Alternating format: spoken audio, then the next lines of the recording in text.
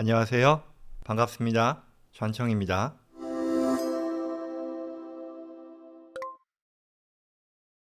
두 번째는요. 굉장히 중요한 얘기일 텐데요. 관심도 많이 보이시고요. 이 4년 후에 대학을 갈 아이가 있는 집인데 학비 준비 어떻게 해야 하나요? 학비 준비라는 것이 뭐 좀 더 정확하게는 질문을 보면 FAFSA라고 하죠. 이 연방정부 이 학자금 보조 프로그램을 지원을 할 생각인데 이에 대한 대비를 어떻게 하면 좋겠느냐라는 그런 질문이에요. 읽어볼게요. 현재 8학년 아이를 둔 학부모입니다. 슬슬 대학 등록금 준비를 해야 할 것 같은데 주식시장이 영광이라 529 플랜이 나중에 찾을 때 얼마나 괜찮을지 모르겠어요 라는 얘기고요. 저희는 대출금 거의 페이오프 되어 있는 집이 있고 차도 대출금 끝났고 저축, 주식 조금씩 가지고 있는데 이미 대학 보낸 자녀분들께서 얘기하기를 내 돈을 잘 숨겨야 한다라는 말이 생각나서요. 이 숨긴다라는 말이 세금 혜택 보는 쪽으로 뭐 세금 혜택이라기보다는 이 FAFSA를 좀 더 많이 받을 수 있는 쪽으로 자산 관리를 잘 하라는 뜻 같은데 저희는 뭐 많이 가지고 있지는 않지만 그래도 미리 좀 대비를 해서 이 FAFSA를 받는데 자격을 잘 확보하면 좋겠다. 혹시 경험 가지신 분들 노하우를 나눠줄 수 있겠느냐라는 거예요. 두 가지일 것 같아요. 여기서의 지금 질문은 이분은 뭐 전형적인 학부형이잖아요. 이제 자녀 고등학교, 뭐 중학교 8학년이니까 지금은 뭐 6, 7, 8 그죠? 미들스쿨인데 여기서 이제 조만간 대학교를 가면 학자금 지원을 받죠. 그럼 학자금 지원도 있지만 그 전에 내가 등록금을 마련하기 위해 어떻게 돈을 잘 굴리면 좋겠느냐라는 그 질문까지 이어지는 거잖아요. 사실 이 말은 결국 두 가지의 질문일 겁니다. 첫째는 어떻게 하면 내 재산을 잘 불릴 수 있겠느냐라는 어떤 투자, 소득에 있어서 좋은 방법 없겠느냐라는 거고요. 두 번째는 이제 FAFSA라는 면에 있어서의 어떻게 대비할 수 있겠느냐라는 얘기겠죠. 자, 그러면은 먼저 첫 번째요. 투자를 한번 볼게요. 투자는요. 제가 그냥 여기 요술방망이는 없다라고 얘기했는데 투자는 말 그대로 여러 가지 옵션이 있지만 그 중에 뭘 하면 돈을 많이 벌 수 있어요. 무슨 약장수도 아니고 그렇게 얘기할 수 있는 게 아니잖아요. 상식선에서 우리가 이해할 수 있는 그런 것들이 똑같이 적용이 될 겁니다. 고수익을 예상했을 때, 고수익을 내가 바라고 투자했을 때는 그에 따르는 고위험이 될 것이고요. 하이 리스크, 하이 리턴일 거고요. 그리고 안정적으로 갈 때 저위험일 경우에 그만큼 저수익이다라고도 할 수 있겠죠. 주식도요. 우리가 소위 얘기하는 정말 튼튼한 기업들에 안정적으로 투자하는 게 있는가 하면 좀 더 공격적이지만 그만큼 또 이익도 많이 볼 수 있는 잘 되면 그런 것들이 있는 거잖아요. 각각의 어떤 투자 상품별 특징은 있겠으나 기본적인 컨셉은 내가 고수익을 기대할 때 그에 따르는 어떤 리스크도 같이 책임져야 된다는 그런 부분들은 공통일 거라는 거죠. 그래서 주식, 부동산, 뭐 채권, 뭐 어뉴이티, 보험, 그다음에 CD가 이제 보통 가장 어떻게 보면 안정적이다라고 사람들이 생각하는 거죠. 뭐 이런 투자의 옵션들이 있다라는 거니까 결국 이건 뭐가 정답이라기보다는 본인의 투자 성향에 따라서 판단을 해야겠죠. 그런데 한 가지는 있을 수 있죠. 뭐냐? 한 가지가 아니라 세금 혜택이라는 면에 있어서는 어떤 것들을 투자하면 더 유리하겠느냐라는 거는 있을 거예요. 그죠?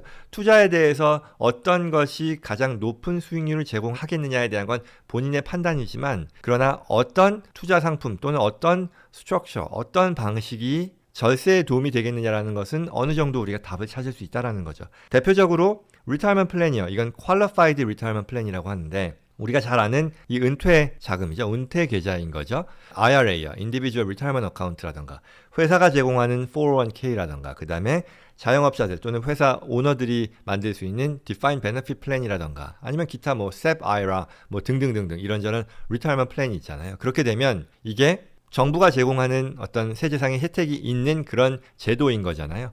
내가 세금을 줄이고 그 줄인 투자금을 가지고 내가 어딘가에 투자를 했을 때 거기서 나오는 소득이 계속해서 과세가 되지 않고 이월시킨다던가 아니면 뭐 Roth IRA 같은 경우라면 세금을 낸 돈으로 투자를 하지만 그러나 내가 은퇴 자금으로 사용한다는 약속만 지킨다면 이게 계속해서 텍스 프리로 자라나는 그런 혜택이 있는 거잖아요. 어떤 투자 상품에 투자하느냐가 아니라 이건 내가 활용할 수 있는 이 세제상의 혜택을 누릴 수 있는 그런 투자 어떤 스트럭처가 된다는 얘기죠. 구조가 된다는 얘기죠. 그리고요, 또 하나는 이제 어뉴이티 같은 경우는 이게 상품의 성격 그리고 라이프 인슈런스 같은 경우는 이게 적어도 소득세라는 면에 있어서 이게 꼭 리타이먼트 플랜에 들어가지 않더라도 이 세금을 미룰 수 있는 그런 혜택을 가능하게 해주는 투자 상품이라는 점에서 또한 주목할 만하다 하겠죠. 어뉴이티는 이제 내가 지금 돈을 집어넣고 이후에 어떤 일정한 은퇴 시점 이후부터 찾았을 때 그 기간 동안에 자라나는 불어나는 어떤 자산 가치의 상승이 과세되지 않는다라는 점에서 텍스 디퍼럴의 과세 2월에 혜택을 주는 것이고요. 라이프 인슈런스도 마찬가지죠. 내가 프리미엄을 내고 이후에 사망 이후에 받는 것 또는 그게 아니더라도 내가 프리미엄을 내서 라이프 인슈런스를 사서 그게 이후에 어느 정도 캐시밸류가 쌓이면 그 캐시밸류를 내가 찾아 쓰는 데 있어서 그 현금 흐름을 놓고 보면 내가 얼마를 넣고 미래에 찾아 쓴다라는 면에서 투자 수익과 어떻게 보면 비슷할 텐데 이게 세금 소득세를 피할 수 있다는 옵션에서 좀 특수한 경우에 해당이 된다라고 하겠죠. 그리고 라이프 인슈런스 같은 경우는 Irrevocable Life Insurance Trust, ILIT이라는 걸 써서 또한 이 투자에 있어서의 소득세뿐만 아니라 증여상속세도 피할 수 있다는 그런 얘기들을 많이 했고요. 자, 그래서 아이들을 학자금을 위해 투자하는 것 첫 번째 관점에서의 말씀을 드렸는데 뭐 요술방망이는 없다라는 것, 그러나 세금을 내가 줄이는 방법으로서의 옵션은 충분히 고려할 수 있다 정도로 정리할 수 있고요. 그 다음에 정말 중요한 오늘 제가 얘기하려고 했었던 이 FAFSA에 대한 거예요. 연방정부 학자금 보조 프로그램이요. 질문을 많이 해주셔서 자, FAFSA라고 하는 건 Free Application for Federal Student Aid인 거죠. 연방정부 학자금 보조. 이걸 통해서 뭐 상황에 따라서는 그랜트라고 하는 뭐 학자금 갚지 않아도 되는 그런 보조금을 받을 수도 있고요. 아니면 연방정부 론을 받을 수도 있는 거고요. 저리에 론을 받을 수도 있는 거고 여러 가지 그런 옵션이 가능한 거죠. 어쨌거나 이건 정부에 제출하는 그런 이 재정 지원 애플리케이션 지원인 거죠. 이와 같은 양식이 있어요. 이건 작년도 양식인 것 같은데 이제 또 온라인으로도 할 수 있고요. 이 양식을 그대로 쓸 수 있는데 여기서요 중요한 게 뭐냐 하면 결국은 이런 거잖아요. 아주 쉬운 건데 뭐 다들 아시는 거겠습니다만 내가 정부로부터 지원을 받기 위해서는 내가 그만큼 필요해야 되는 거잖아요. 어마어마하게 재산이 많은 사람, 어마어마하게 소득이 많은 사람한테 정부가 이거를 도와줄 이유는 없는 거잖아요. 결국은 이게 전문적으로는 이 Expected Family Contribution이라고 하는데 EFC라고 하는데요. 이게 얼마나 되느냐에 따라 결국은 내 FAFSA에 내가 지원을 받는지 못 받는지 선정되는지의 여부가 영향을 받게 된다는 거죠. 그 두 가지의 대표적인 컴포넌트는 패밀리 인컴이 되겠고요. 그렇겠죠? 그리고 패밀리 자산 또는 뭐 인베스트먼트라고 하겠습니다. 결국 재산이 많을수록 찬스는 낮아지는 게 상식적으로 이해될 것이고요. 소득이 많으면 또한 그만큼 보조를 받을 수 없게 된다라고 생각할 수 있을 거잖아요. 그래서 이제 질문 중에 이분이 물어보신 게요. 잘 숨겨야 된다라는 말. 이게 아마도 의도했던 것은 이걸 거예요. 자산을 숨긴다라는 것이니까 결국은 내 자산의 규모를 합법적으로 좀 줄일 수 있는 방법 없겠느냐. 합법이어야 하죠. 절대로 불법이 돼서는 안 됩니다. 합법적으로 내가 받아들일 수 있는 그런 선에서의 플래닝이 가능하겠느냐라는 그런 질문인데요. 그러면 제가 사실 지난번에도 이에 대한 얘기를 한 적이 있었는데 그거는 뭐였냐면 결국은 이게 내 재산이 아니어야 된다는 거예요. 가장 기본이 되는 근본이 되는 내 어떤 나의 아규먼트의 근거는요 내게 아니어야 된다는 거죠. 단순히 서류상 내게 아니다라는 게 아니라 정말 나는 그 해당 자산의 컨트롤링 파워가 없어야 된다. 컨트롤할 수 없는 것이어야 된다라는 거겠고요. 자산에 대해서 얘기한 거예요. 그래서 자산이 작아야 될 텐데 그 자산을 작게 하는 그런 방법이 뭐가 있을까를 고민하겠다는 거고, 그 다음에 소득의 경우는요. 소득도 내가 만약에 벌써 내 소득세 신고서에 잡히는 소득이면 안 되는 거잖아요. 내 자산이 늘어나는 게 소득이라고 하면 자산이 늘어나지만 나의 재산이 늘어나지만 그게 소득세 신고서상 잡히지 않는 소득이라면 좋은 거고, 그렇다면 이 EFC에서 빠질 수 있다. 합법적으로 빠질 수 있다는 그런 얘기죠. 그래서 우리는 이 두 가지 방향성을 가지고 한번 따져보겠다는 겁니다. 이 FAFSA 폼에요 나오는 그 설명서가 있어요. 그러면 자산에 대한 질문인데요. 여기 보면 캐시 세이빙스 체킹 어카운트에 얼마가 있나요도 있고요. 그 다음에 나의 인베스트먼트, 페런스 인베스트먼트 어카운트에 얼마나 있나요 이런 거거든요. 그래서 노트 9번 가가지고 이제 보는 거거든요. 그래서 보면 인베스트먼트이 뭐냐라고 했을 때요. 여기 잘 보이시나요? 예, real estate 포함되는 거예요. 투자 부동산 포함이 된다는 거죠. 그 다음에 뭐 렌탈 프로퍼티 당연히 포함이 되는 거고. 그 다음에 머니 마켓 펀드, 뮤추얼 펀드, CD 포함이 되죠. 스탁 옵션, bonds, other securities 이런 것들 포함된다는 거예요. 결국 우리가 쉽게 이해하는 뭐 주식, 투자 부동산, 뮤추얼 펀드, CD, 스탁, 뭐 그죠? bond 포함된다는 거예요. 그리고 529 플랜이요. 이거 자체가 오늘 그걸 다루는 내용은 아닙니다만 우리가 학자금을 위해서 대비해 놓는 그런 투자 계좌인 거잖아요. 그러니까 여기 있는 자산도 나의 자산으로 당연히 포함이 되겠죠. 그만큼 물론 거기 들어간 금액의 어떤 투자 수익이 과세가 2월 된다라는 혜택도 있습니다만 아무튼 나의 해당 자산 이 앞서 얘기했던 이 EFC를 줄이는 데 있어서 자산을 줄여야 되는데 여기에는 포함이 되는 자산을 늘리는 그런 것들이 된다라고 할 수 있는 거죠. 자 그러면 포함되지 않는 게 뭐냐라고 보면요. 내가 살고 있는 거주지, 집이고요. 그 다음에 라이프 인슈런스가 포함이 안 되고요. 그 다음에 리타이어먼트 플랜이 또한 포함이 안 된다. 뭐 401k도 있고요. 펜션 펀드, 어뉴이티 뭐 등등등등이 있다는 거죠. 그렇죠? 그래서 interestingly enough 우리가 어떤 걸 알 수 있느냐? 우리가 EFC를 줄이는 데 있어서 빠지는 자산 중에 빠지는 것이 라이프 인슈런스가 빠진다는 거예요. 그리고 리타이어먼트 플랜이 빠진다는 거예요. 그 다음에 어뉴이티도 여기 지금 빠진다라고 나오는 거죠. 그런데 여기서요. 라이프 인슈런스와 어뉴이티가 빠지긴 하지만 한편으로는 또 이 얘기를 해요. 인베스트먼트 밸류, 인베스트먼트를 포함하는데 인베스트먼트 밸류라는 것이요. current balance or market value of this investment as of today잖아요. 그러면 어쩌면 어뉴이티나 라이프 인슈런스도 아시는 분들 아시지만 이게 결국은 캐시 밸류라는 게 있어서 내가 중도 해지를 하더라도 받을 수 있는 그 가치가 있단 말이죠. 이거는 사실 자산 가치잖아요. 언제든지 내가 액세스할 수 있는 그런 자산 가치잖아요.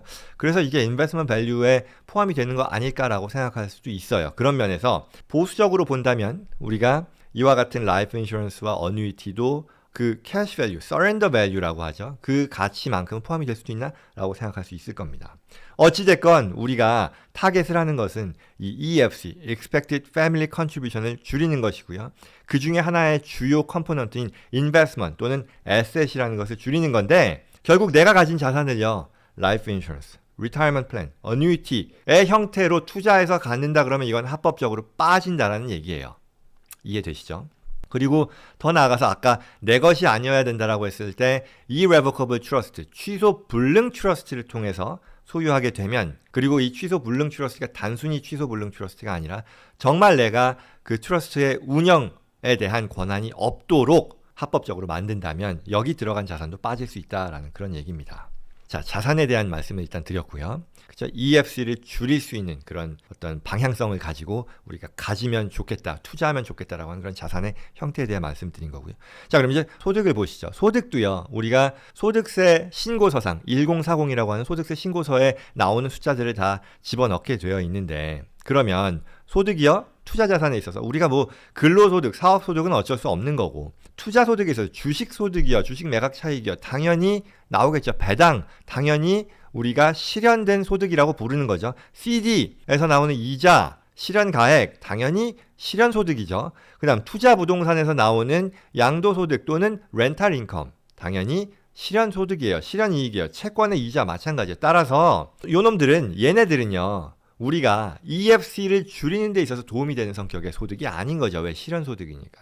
이에 반해 라이프 인슈런스는요. 라이프 인슈런스는 결국 내가 불입금을 내고 이후에 내가 데스 베네핏의 형태로 받는 것인데 그 차액만큼이 인컴의 성격을 갖는 거잖아요. 결국 그걸 내가 찾을 때까지는 계속해서 내부적으로 무럭무럭 자라나는 성격이잖아요. 그렇기 때문에 이건 소득세 신고서에 당연히 반영이 안 되는 것이고 실현되지 않지만 자산 가치가 올라간다는 점에서 우리가 원하는 펩사 관점에서의 미실현 소득의 성격으로 얘기할 수 있을 겁니다. 어뉴이티도 마찬가지죠. 내가 지금 어떤 은퇴 이후에 가져갈 그럴 목적으로 따박따박 받을 목적으로 어뉴이티에 투자를 했다 그러면 이 자산이 계속해서 불어난단 말이죠. 근데 이 자산 가치의 상승이라는 거는요. 소득세 신고서상의 소득으로 잡히는 게 아니라 그냥 무럭무럭 미실현 이익으로 늘어나는 그런 성격인 거죠. 무슨 말씀 드리는 건지 아마 이해하실 것 같습니다. 리타이어먼트 플랜 마찬가지죠. 우리가 보통 IRA다, 401k다, 뭐 세바이라다 이런 리타이어먼트 플랜들이 있는데 여기 들어가서 투자하는 것들은요. 계속 자라나지만 미실현이죠. 실현되지 않는 그런 소득이죠. 우리가 소득세 신고서상 소득으로 픽업하지 않아도 되는 그런 소득이라는 거예요. 그렇죠? 그리고 앞서 말씀드렸던 이 Irrevocable Trust 마찬가지입니다. 우리가 이건 무슨 얘기를 하려는 거냐면 만약에 주식이나 CD나 투자부동산이나 이런 것들이 계속해서 우리가 투자를 하고 싶다 그러면 그리고 거기서 나오는 소득을 이 펩사 관점에서 좀 빠질 수 있도록 하기를 원한다면 이거를 Irrevocable Trust에 넣어야 된다는 거죠. 그래서 이 기타 투자 자산, 요놈들에 해당되는 것들을 Irrevocable Trust에 넣어야 되는데 한계가 있는 거죠. 왜? 앞서 말씀드린 것처럼 이거는 온전히 내게 아니어야 되거든요. 내가 컨트롤이 없어야 돼요. 결국 인디펜던한 트러스티가 결국 이 트러스트의 관리인인데 그리고 100% 컨트롤을 가지고 있는, 나는 거기서 왈가왈부 못하는 그런 식으로 트러스트가 만들어져야 하니까 이 부분은 내가 정말 원하는 그런 어떤 구조가 아닐 수 있겠죠. 그래서 그렇게 보면 결국 소득면에 있어서도 바람직한 팹사 면에서요. 제가 뭐 지금 요 인슈런스하고 어누이티 뭐 리타이먼트 플랜만 좋다라는 말씀을 드리려는 게 아니라 적어도 팹사라는 관점에서 그렇게 볼 수 있겠다라고 말씀드리는 거예요. 그래서 정리를 하면요. 우리가 expected family contribution을 줄이는 것이 팹사에 있어서는 좋은 방향이다. 대비하는 바람직한 방향이다라고 하는 거죠. 팹사 확률을 높이는 방법이라고 할 수 있을 텐데, 그때 내가 가진 자산을 어디 투자하느냐? 라이프 인슈런스에 투자하고 어뉴이티에 투자함으로써, 그렇죠? 또는 리타이먼트 플랜에 투자함으로써 리타이먼트 플랜의 형태로 자산을 할당하고 거기서 투자함으로써 자산에서도 빼고요. 그죠? 인베스트먼트에서도 빠질 수 있다는 것이고요. 여기서 불어나는 자산 가치의 상승, 즉 소득이라는 것도 이 EFC에서의 소득으로부터 뺄 수 있다는 그런 장점이 있는 거죠. 결국 그런 면에서는 이 세 가지를 주목할 필요가 있겠다. 그리고 추가로 이 취소 불능 트러스트에 대해서 넣을 수 있고, 다만 여기서는 이 인디펜던트 트러스티를 활용해야 될 것이다 라고 말씀드립니다. 그래서 지난번에 이 트러스트로 이 팹사 해당 보고 대상 자산에서 빠지는 방법에 대해서 이제 저 트러스트를 만들면 되지만, 그러나 트러스트를 만드는 데 있어서 중요하게 고려해야 되는 내용을 169강에서 말씀드렸는데요. 한번 참고해 보시면 좋을 것 같습니다.